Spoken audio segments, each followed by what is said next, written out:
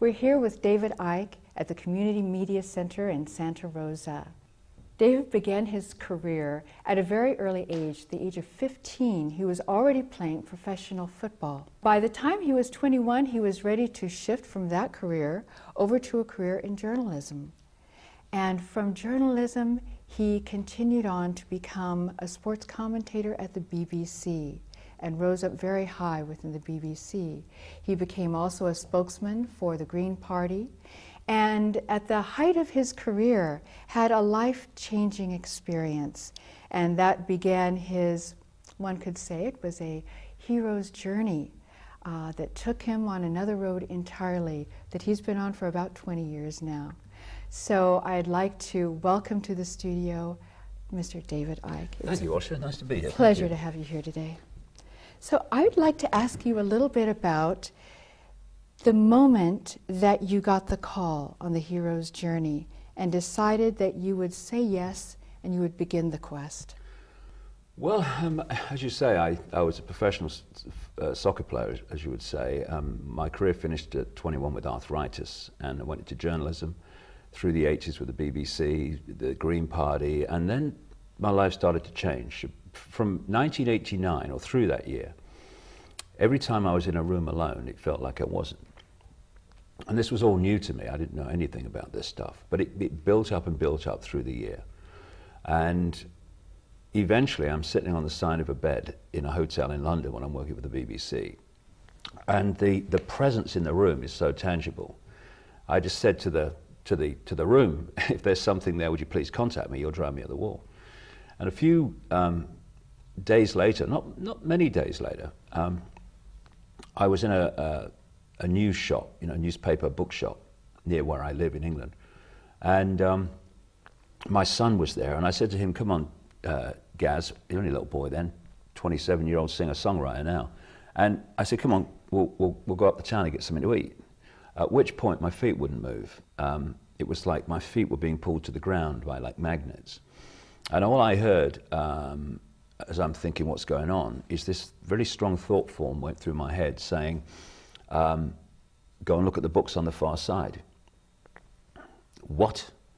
So I went across, and in among the romantic novels that shop sold mostly was this woman's face on a book, and I picked it up because it was different. And it was by a psychic called Betty Shine. It was called Mind to Mind, and I turned it over, read the blurb. My immediate reaction was, will she find out, or will she pick up what I'm feeling around me? So I went to see her on the basis of she did hands-on healing. I had the arthritis, so I made the excuse. It was true, though, that maybe her hands-on healing could help, but I was just keeping everything else back to see what happened. And first two times, we had a nice chat, a bit of hands-on healing, and on the third time I went, she was doing something around my knee, and I felt like a spider's web on my face, which she said in a book you sometimes feel when there's other entities or energy around. So I didn't say anything to her, but I'm thinking, oh my goodness, that's what she said in her book. And about 10 or 15 seconds later, she shoots her head back and says, my God, I've got to close my eyes for this one. This is powerful. So I'm going, what's going on, And she started saying she could see a figure in her mind who was asking to pass information. And funny enough, the first thing she said, though I never told her about the story in the hotel, was, we know you wanted us to contact you, but the time wasn't right. You've not been brought here to be healed. You've brought, at this time anyway, you've been brought here to be contacted. Okay. And then it was, you're going to go out on a world stage. You're eventually going to be world famous, revealing great secrets. One man cannot change the world, but one man can communicate the message that can change the world was one thing I remember. You will write 5 books in 3 years on these subjects. I thought that was ludicrous. Trying to write 5 books in 3 years, we might get them published.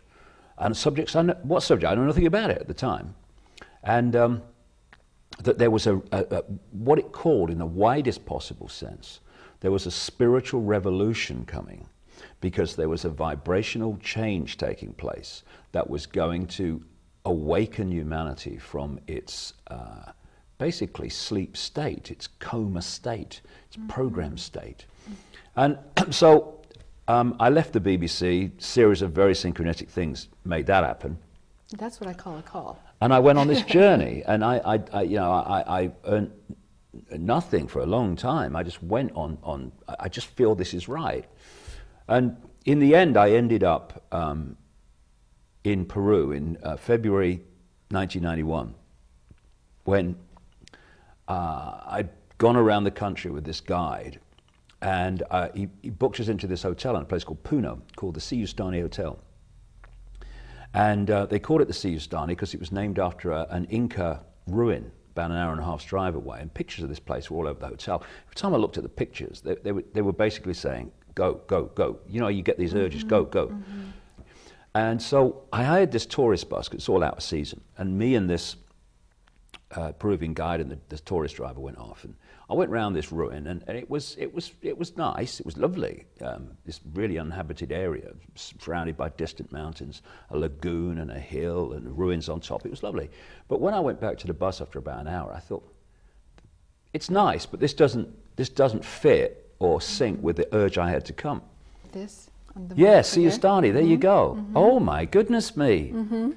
Oh, that's the first time I've seen a picture of that from that angle since I was there.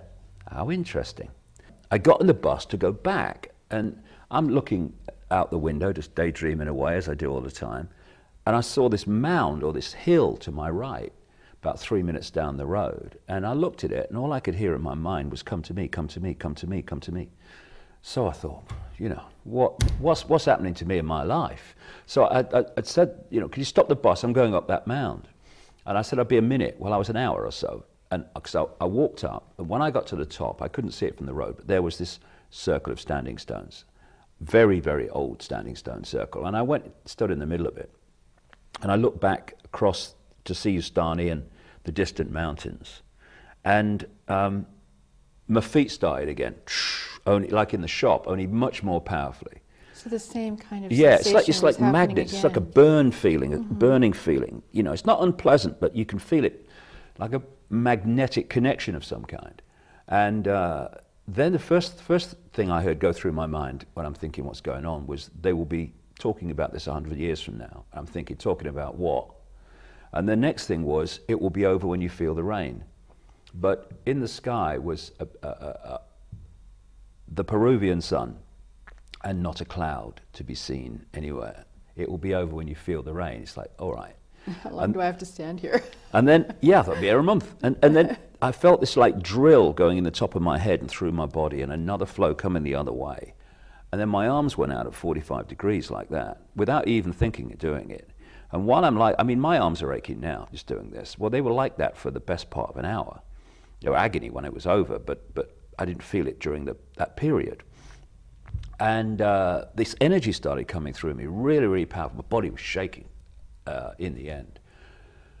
And you know, you go in, when you drive in a car, you lose a few miles because your subconscious has been driving it, because your mind's been somewhere else. I mean, we'd all be dead without the subconscious, you know. Anyway, that was happening to me during this experience. And on one occasion when I came back and sort of realized I was here, I saw a light grey mist over the distant mountains, which became darker, and I realized it's been raining. And over this period, I mean, the whole thing lasted about an hour, just over or so. So it was very quick once it started, and this rainstorm came out of the mountains towards me, and it was literally like a straight line, like pulling curtains across the sky. And it's coming towards me. The sun was covered eventually, and there's all these billowing clouds like dry ice in the sky. But as it came towards me, it's like a wall of stair rod rain. By the time it's got close, I'm watching it come towards me. If you made this up, put it in a movie with special effects, they'd go, oh yeah, all right. But it happened. And so eventually the rain hit me. And by the time it did, my body's like, I'm plugged into an electric socket. And then when the rain hit me, it all stopped. And I staggered forward because my legs were gone. My shoulders were agony. And from that moment, something massively shifted in me, because for the next 3 months, I didn't know what my name was, let alone what planet I was on. And when I look back, and I went on primetime television doing this, right, in that state, and I attracted fantastic ridicule. But what I, with hindsight, when I look back, what happened is that, if you like, a bubble burst and allowed something else in. And I was being deluged with insights and concepts and thoughts and realities. And I've described it as like when you press too many keys on a computer and the computer says, I can't handle all that information, I'm freezing, all right, I'm out of here. Well, for 3 months I was like that.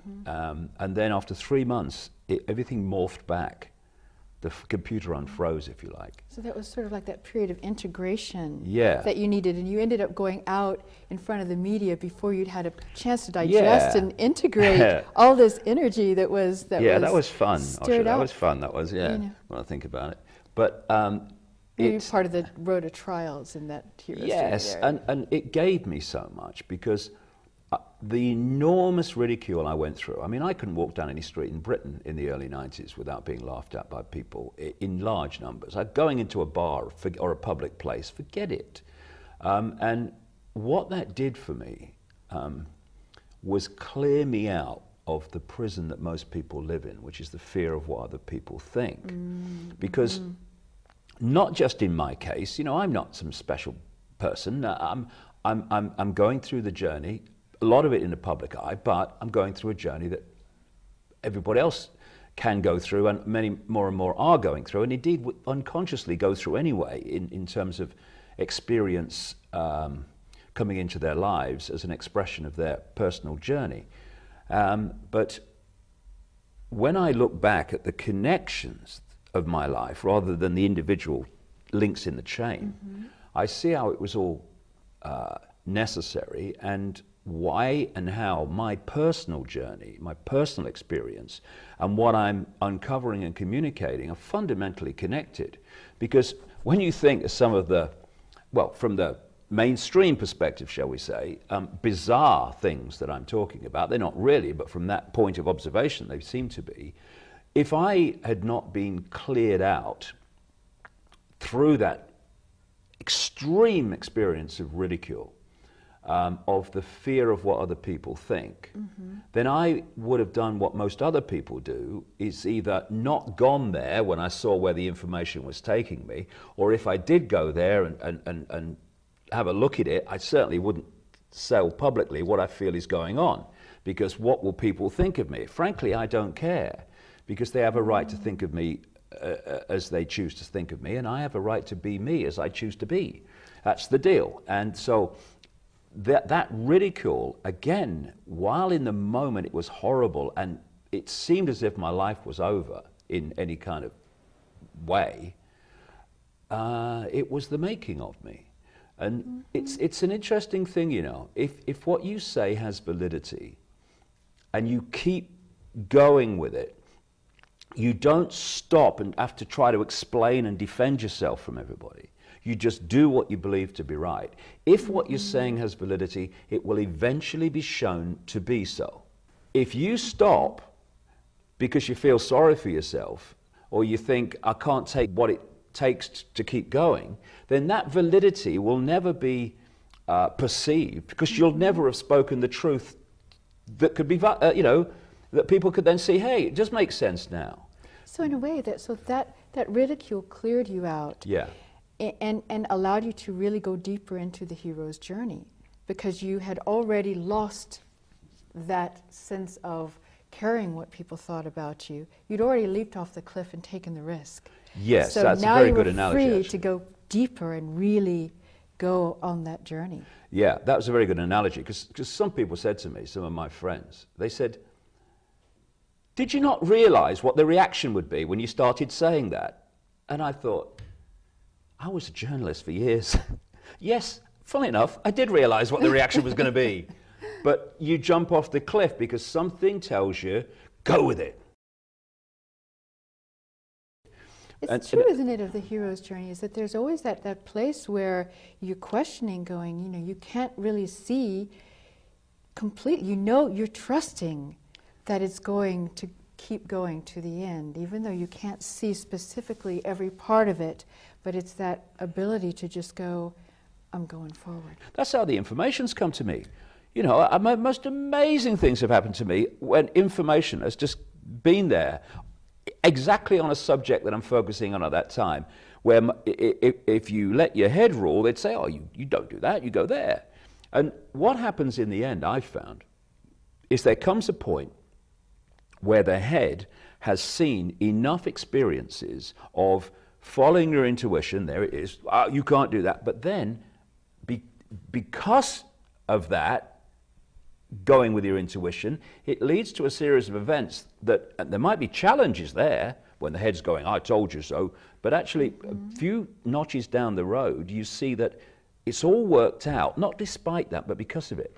And your head starts to, your mind starts to observe this, and it goes, hold on a second, when you follow this, it might lead you into some scrapes and challenges because it's seeing reality in a completely different way. Therefore, it's judging experience and what you need to do in a different way. But it all works out in the end. And what happens is this: your conscious mind and your intuition come together. And you know, I've reached a point in my life now, for some time, where my intuition says, "Go there," and my head goes, "Okay." There's no division, there's no argument, it's I'm going. Isn't it true, too, of any creative process, that you have to be willing to open wide, you know, to something that is far beyond the conscious mind and the reasoning mind, and allow that to just come in and inform you and take you along the way and carry you in some sense? We have two hemispheres of the brain. One is like it processes reality as a sequence, which is what gives us the illusion of time.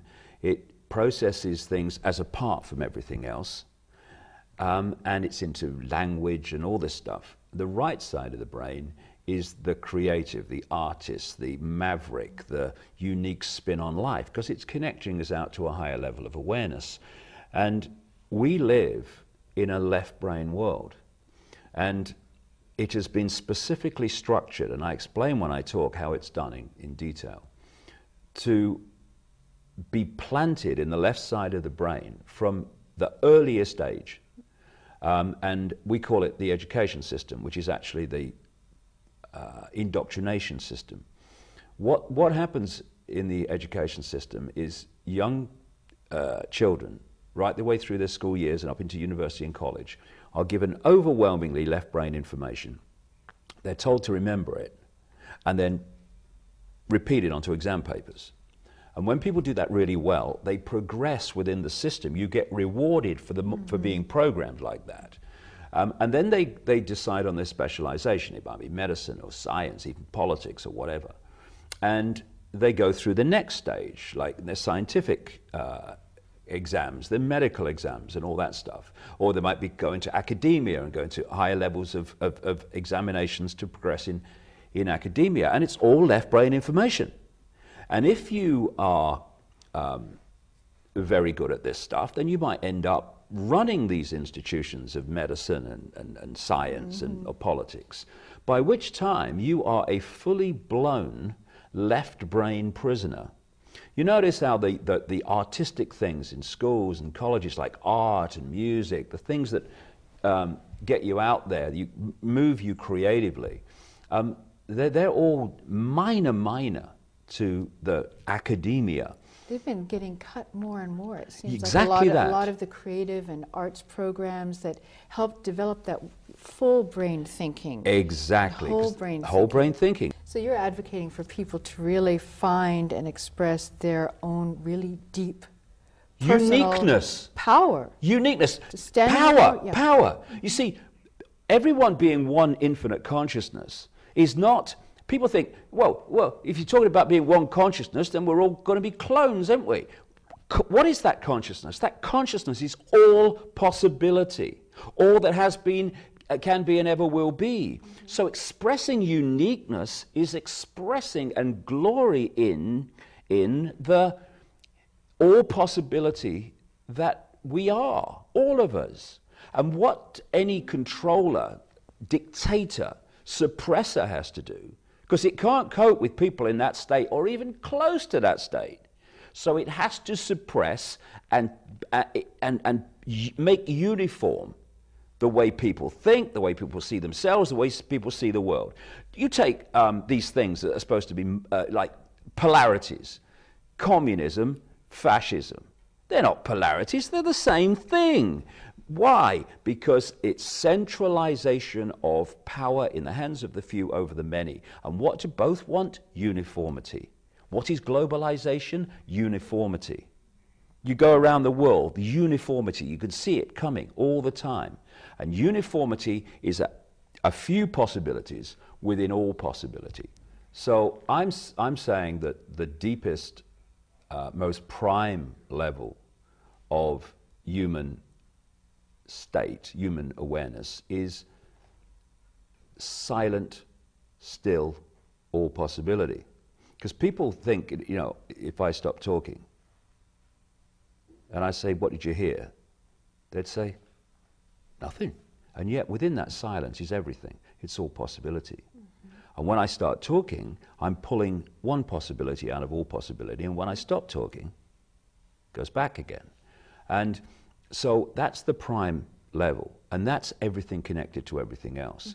And then when you come into the realm of what you might call creation, form, that's holographic. It's the illusion of physicality. It's the illusion of three dimensions, if you want it, three-dimensional states, if you like.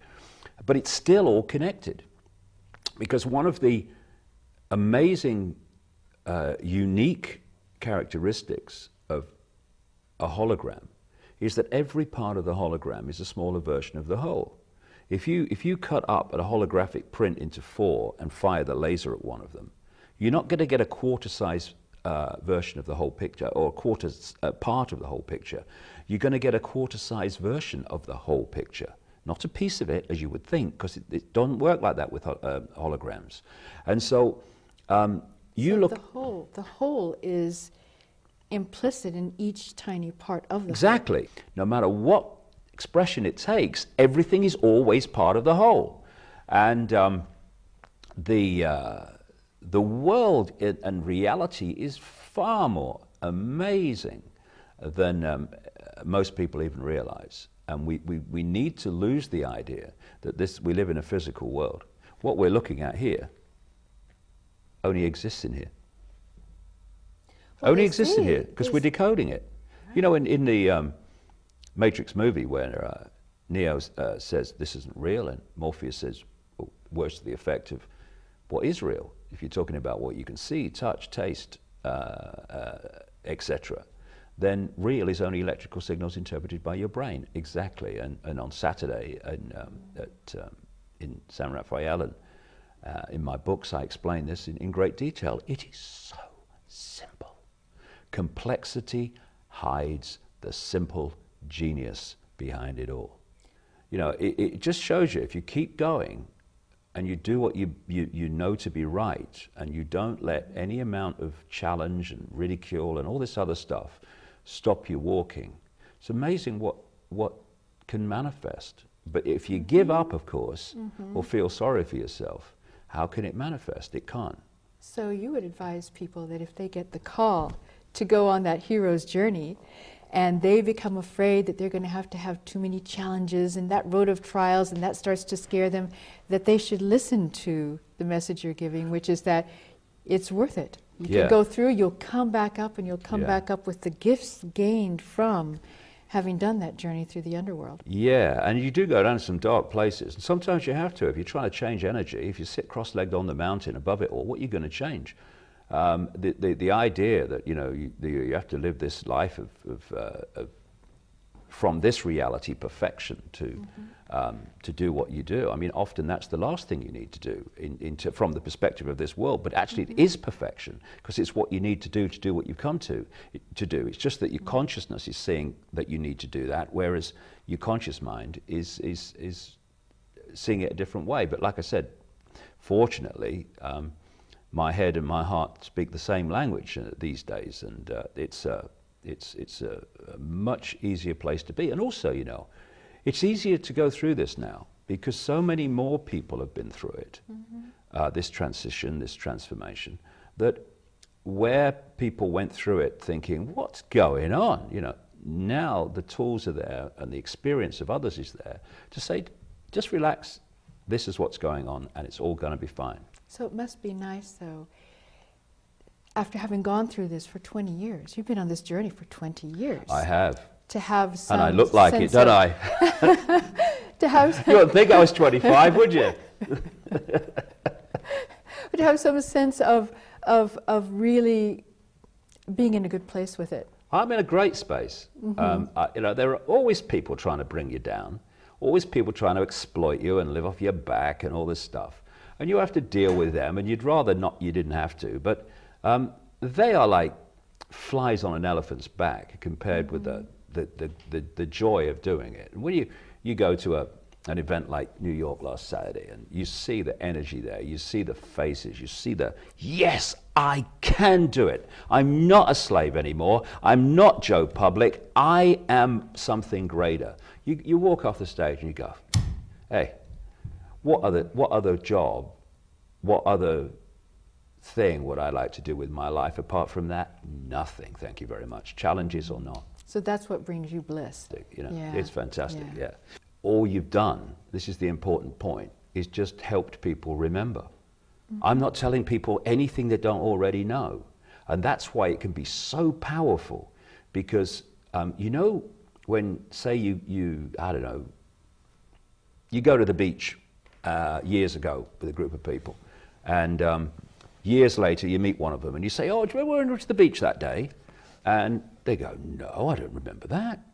No, you know, and then you give them one trigger, and it's like, do you remember so-and-so, he was on that horse and he'd had a few, and he fell off on the sand. Oh, yes. From that moment, that person who couldn't remember the event can now reel off all the details of it. Why? Because that memory's been opened. And that's what this information is doing. It's opening the memory of all of us to what we already know, but have been mercilessly manipulated to forget.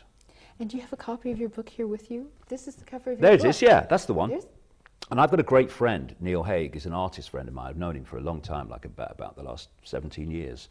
And we have this telepathic kind of connection that I tell him what I'm seeing, and he paints it. And he's got very creative. He does a lot of his own creativity from his own self too. But I had that image in my mind, and I said, I want a male lion. I want the world painted on it, and I want eyes, specifically the eyes. The eyes have to be right. The eyes have to be saying, don't mess with me. And it was about the real humanity emerging from the sheep-lamb humanity, using symbolism. And that title, Human Race Get Off Your Knees, The Lion Sleeps No More, has really resonated with a lot of people. Not just, yeah, I've got to get up off my knees, but the realization for many people from that phrase, do you know, I am on my knees, aren't I? Aren't I? I think I'm free. Am I free? No, I have to get up in the morning, I have to get in my car, I've got a traffic jam at the same time, and I go to work, and I can't leave until they decide that I can leave, otherwise I'll get the sack or whatever. Then I'll get in the traffic jam going home. My kids leave home in the morning, they have to go at a certain time. They can't leave school all day, they're in prison just like me. And then they come home and they have homework to do because the teacher said you got to, and there'll be trouble if they don't. What are we doing? We're infinite consciousness, all that has been, ever will be. And that's our life. And that is the first step. That's the acknowledgement you are a slave, Neil. And then you take the pill and bingo, I ain't having it anymore. Come on, let's go, let's go. Thank you so very much. It was a pleasure to meet you today. Oh, you too, Ashley. Just a Thank you very pleasure. much. Thank you for coming. Pleasure. Thank you very much. I enjoyed it.